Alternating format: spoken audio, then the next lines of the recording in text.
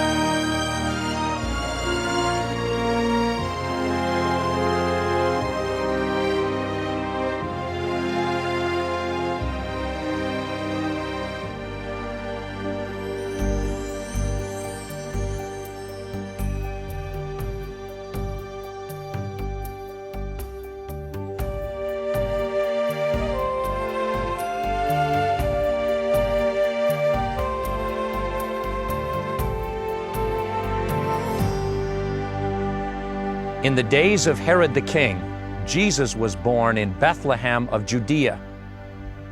Most Westerners who will celebrate Christmas this year have no idea the content Matthew put into that statement with which he begins the story of the birth of Jesus. Herod was the greatest king the Middle East had ever known, an Idumean who, through various political intrigue and marriage into the Jewish royal line, and with Roman support, had become the king of the Jews. Around this country, that king had built gigantic fortresses and palaces, but none greater than his fortress palace called the Herodium, just a few miles from Bethlehem, out at the edge of the Judean wilderness. This was originally a triclinium, a large, beautiful dining hall. Had a mosaic floor, the walls plastered with a beautiful fresco in that distinctive red and brown and tan that Herod was so famous for. Here we walk out into the main part of the upper fortress. On this end, an apse. 2 columns and a statue, probably the Roman emperor, maybe. Probably not Herod. He didn't make statues of himself. On this end, you can still see the plaster on those walls. Still hanging there after 2,000 years, that distinctive margin and boss style. And this tower stood originally 120 feet high, 55 feet in diameter, the bottom third solid, and up above several stories of apartments. Some scholars think maybe Herod and his family lived up there. Must have been a spectacular view in those days. Around the outside, circular walls, about 20 feet apart, one outside, one inside, and people actually lived in apartments between the walls. And below, a peristyle garden.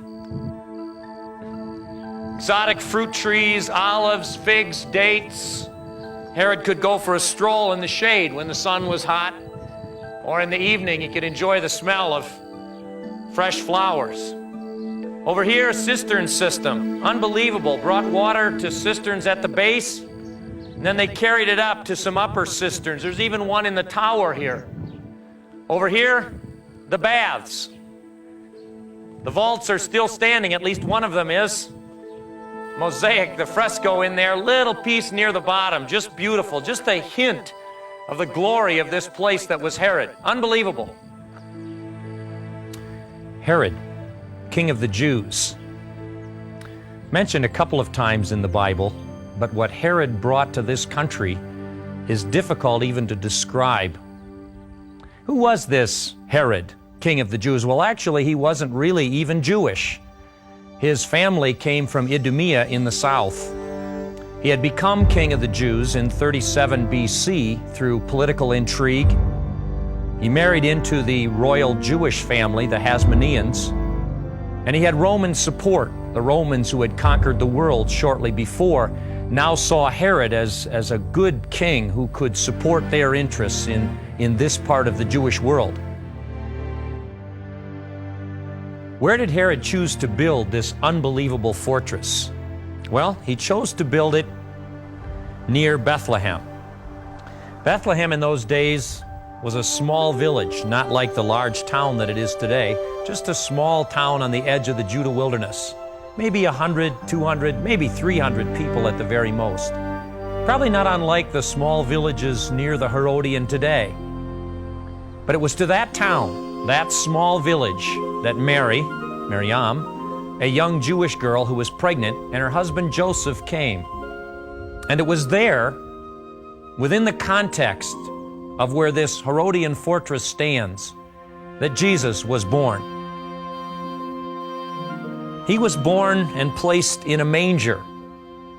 Now, typically in this country where the shepherds live, mangers are in a stable or small caves out in the countryside, or maybe even in town, sometimes even under people's homes.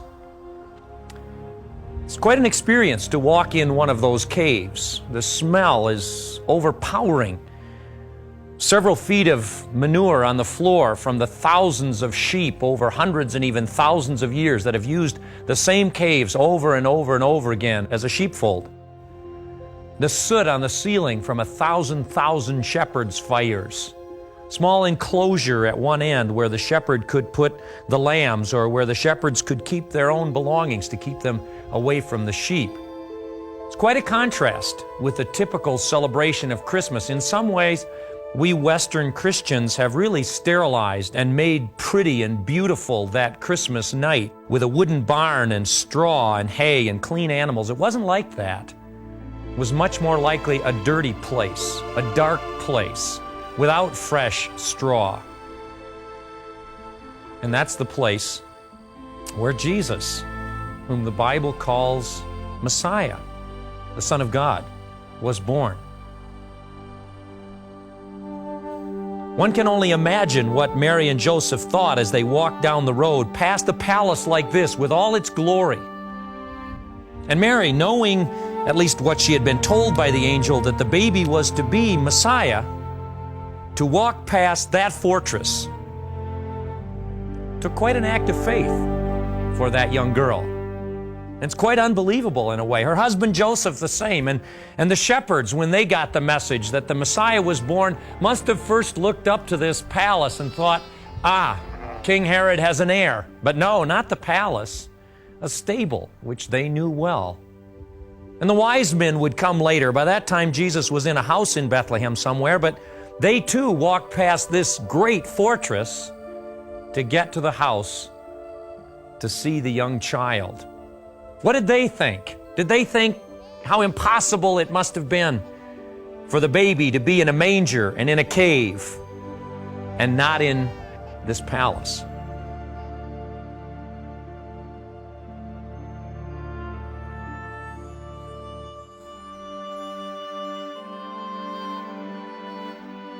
How could it be? How could it be that the Messiah was so weak and so small, that the king was in a shepherd's cave, and the Edomite sat in the biggest palace in the world with all the power, comfort, and glory? Well, the Bible writers asked for an unbelievable commitment of faith. They asked those early believers to trust God, that the King of the universe was not in this palace. The King of the universe was in a shepherd's cave. And this man, for all his glory, would be nothing. Nothing. Mary believed it. Joseph did. Those young shepherds did. The wise men did. Many others did too. There's one man that night who believed it with all his heart. And his name?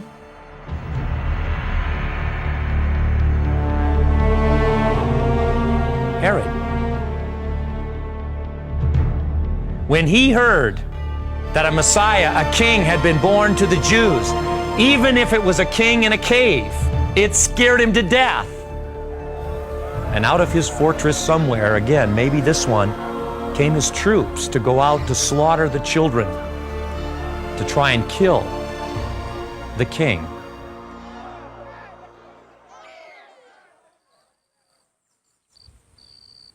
God is amazing. Why he would choose to put the greatest Edomite on the stage when the Messiah was born is hard to comprehend. But it is clear that he wanted a commitment from his people that the Messiah, for all of his apparent weakness, was really the King of the universe.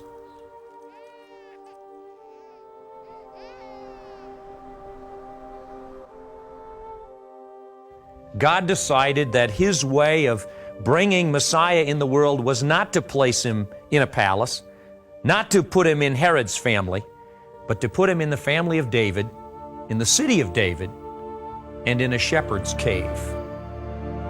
Quite a story. Well, there are a couple of things that come to mind as you stand in the ruins of Herod's fortress. The first is exactly that. Herod built all over this country with power and vision. He must have stood out to the people of his day as one of the great men who had ever walked this land. Maybe not morally, maybe not in the cruelty he had, but certainly in the vision he had for his country and for his construction and for himself, the reputation that he built. But today, people come here to look at ruins, impressive ruins, but ruins.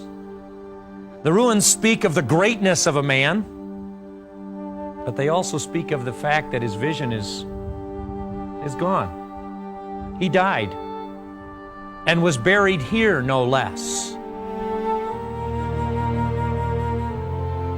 And for most of you, if not all of you, the only thing you ever knew about Herod was that he killed little babies at Christmas time. Herod, you see, built for Herod. He built that people would remember who he was and what he was and how great he was. He built for himself. And in the end, there was nothing. But the baby in the cave, well, there have been things done in his name in history that haven't been right either. But the baby in the cave started a movement started a community, a faith, a belief, which is still growing, which still captures the hearts, the minds of people, small and great. It still transforms lives. It still redeems. It still grows. And that baby didn't leave one stone on another that we know of. And yet what he did leave was a great vision, a great salvation, a great idea.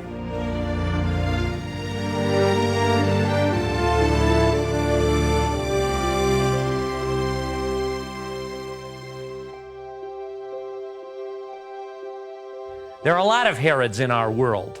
There are a lot of great people, great movements, great ideas, great attractions, which communicate a value system that is not what God is all about. And they look so strong and so powerful. And yet God says, the King of the universe is Jesus. No matter what it looks like, no matter how weak he seems, no matter how distant he seems, no matter how strong the Herods of our world appear, it is not Herod. It's Jesus who's the King of the universe. Have you seen him? Have you recognized his greatness and his power? Have you marveled this Christmas with a God who finds strength in weakness? I hope you have. And I hope that you see, by putting those two in history together, God has declared that his way is the way of salvation.